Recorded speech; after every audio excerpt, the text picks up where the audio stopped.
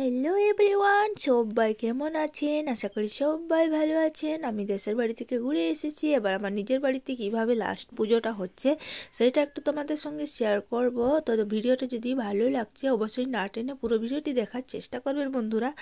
তো চলো, আজকে যেহেতু লাস্ট, এই যে নৌকো নিয়ে এসেছে, নৌকো ভাসাবো। আর এখানে এসেছেন দেখুন একজন কাকিমা আমাদের গ্রামের, উনি কিন্তু ভালো পুজো করেন, বৈষ্ণব মানুষ। আর আমাদের ভোগ হয়েছিল, দেখো সুজি হয়েছিল, পিঠে হয়েছিল, এমনি কি ছোলা, মুগ, ফল, নানা রকমের ফল ছিল।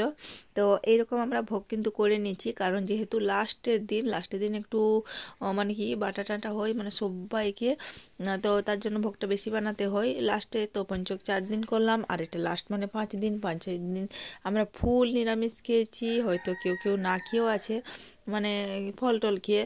তো সেই রকম। তো দেখো এই যে পুজো হচ্ছে, পুজোয় ভোগ টোগ দেওয়া হচ্ছে। তো আমাদের পঞ্চক তো এইভাবেই মানা হয়, তোমরা কিভাবে মানো অবশ্যই কমেন্টস করবে।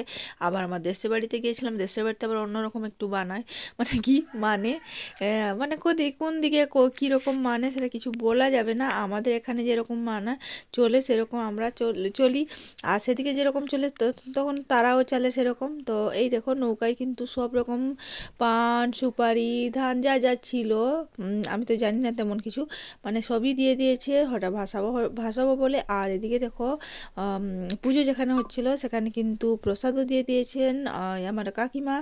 তো প্রসাদ দেওয়ার পর কিন্তু আমি কিন্তু শুধু ভিডিও করছি, হ্যাঁ। কেউ বলবে না যে বাবা তোমাকে দেখতে পাচ্ছি না। আমাকে দেখতে পাবে না, কারণ ভিডিওটা কে করবে? যারা আছে তারা কিন্তু ভিডিও করার জন্য অ্যাভেলেবেল, মানে কি ওরা ভিডিও বানাতে পারে না। তো দেখো এদিকে দিদিভাই কিন্তু তুলসী ঠাকুরের কাছে জল দিয়ে দিচ্ছে, তো আমিও এরকম জল দিয়েছি।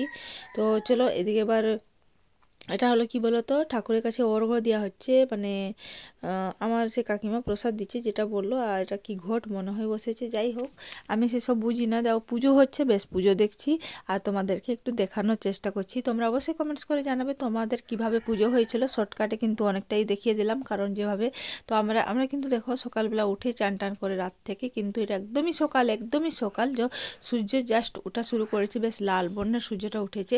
আর দেখো এই যে আমি দাঁড়িয়ে আছি, দিদিভাই দাঁড়িয়ে আছে, আমার একজন যা ধরো গ্রামের যে কাকিমা উনি দাঁড়িয়েছেন। আসলে আমাদের বাড়ির কাছে তো তেমন গ্রাম নেই, তেমন লোক নেই, তার জন্য খুব কম পরিমাণে লোক কিন্তু আমাদের এখানে আসে। তো চলো এবার নৌকায় কিন্তু যেরকম বাতি টাতি জেলে পান সুপারি দিয়ে কিন্তু ভাসাতে হবে।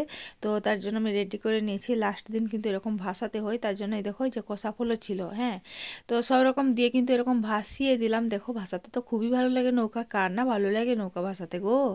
আমি তো ভাসিয়ে দিলাম, আমার নৌকো তো চলে যাচ্ছে। যা রে নৌকো ভেসে যা, আস্তে আস্তে ভেসে যা। খুব ভালো লাগে বলো নৌকোটা ভেসে গেলে। তো আমার আমার নদীর মধ্যে আমি ভাসাচ্ছি না, আমি আমার পুকুরের মধ্যে ভাসাচ্ছি। আমার এইটুকু একটা পুকুর, ওই পুকুরের মধ্যে আমি ভাসিয়ে দিলাম। তোমরা কোথায় ভাসিয়েছিলে অবশ্যই আমাকে কমেন্টস করে জানাবে। আর আমার মিনি ব্লগটা তোমাদের কেমন লাগছে অবশ্যই কমেন্টস করবে। তো এইরকম হয়েছিল। আর প্রসাদ কিন্তু সবাইকে বাটাবাটি হয়েছিল, সেটা আর দেখালাম না, বড় করলাম না।